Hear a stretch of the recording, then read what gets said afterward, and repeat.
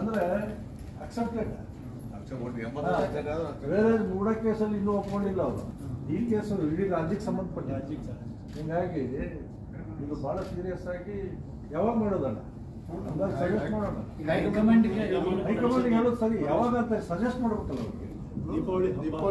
ನೋಡಿ, ಈಗ ಮೂಡ ಹಗರಣ ಏನೈತಲ್ಲ, ಇದು ಪ್ರತಾಪ್ ಸಿಂಹ ಮೂಡ ಹಗರಣ ಏನೈತೆ ಬರೀ ಮೈಸೂರಿಗೆ ಸಂಬಂಧಪಟ್ಟಿದ್ದು, ಅದು ಒಂದು ನಗರಕ್ಕೆ ಸಂಬಂಧಪಟ್ಟಿದ್ದು. ಅದೊಂದು ಇಶ್ಯೂನೇ. SCP TSP 25,000 ಕೋಟಿ, 187 ಕೋಟಿ ನಮ್ಮ ವಾಲ್ಮೀಕಿ ನಿಗಮದ್ದು. ಇದು ನಮ್ಮ ಮುಂದೆ ಅಂತ ದಲಿತ ವಿರೋಧಿ ಸರ್ಕಾರ ಅನ್ನೋದನ್ನ ನಾವು ಮಂದಟ್ಟು ಮಾಡ್ಲಿಕ್ಕೆ ಭಾಳ ಒಳ್ಳೆಯ ಒಂದು ಹೋರಾಟ. ಇದನ್ನ ನಾವು ಹೈಲೈಟ್ ಮಾಡಬೇಕು.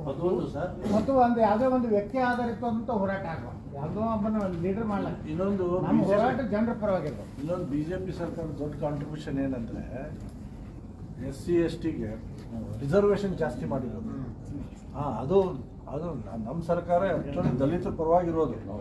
12% ಇದ್ದದ್ದು 15% 17% ಮಾಡಿದ್ದು SC ಗಳಿಗೆ, 3% ಇದ್ದ 7 ST ಗಳಿಗೆ ರಿಸರ್ವೇಶನ್ ಮಾಡಿರೋದು. ಬೇರೆ ಅವ್ರ ಕಾಂಟ್ರಿಬ್ಯೂಷನ್ ಏನು? ನಮ್ಗೆ SCTP CRP ಗೌಡ್ರು ಹೇಳಿದಂಗೆ ಆ ಹಣ ತಗೊಂಡು ಇದಕ್ಕೆ ಗ್ಯಾರಂಟಿಗೆ ಹಾಕೊಂಡು ಅಲ್ಲಿಂದ ನೀವು ಹೇಳ್ದಂಗೆ ಅರವಿಂದ್ ಅವರ SCP ಇದು ಏನು SC ರಿಸರ್ವೇಶನ್ ಅಧಿಕಾರ ರಾಜ್ಯಕ್ಕೆ ಕೊಟ್ಟರು ಸುಪ್ರೀಂ ಕೋರ್ಟ್ ಮಾಡಿ. ಅಂದ್ರೆ ನಾವು ಮಾಡಿದಂಥ ನಿರ್ಣಯವನ್ನು ಸುಪ್ರೀಂ ಕೋರ್ಟ್ ಸಹಿತ ಒಪ್ಕೊಳ್ತಾ ಇದೆ. ಇದನ್ನ ನಾವು ಮೇಜರ್ ತಗೋಬೇಕು.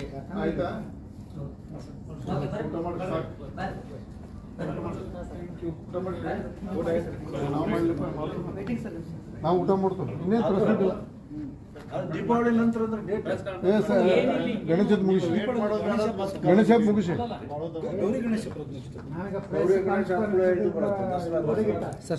ದೀಪಾವಳಿ ನಂತರ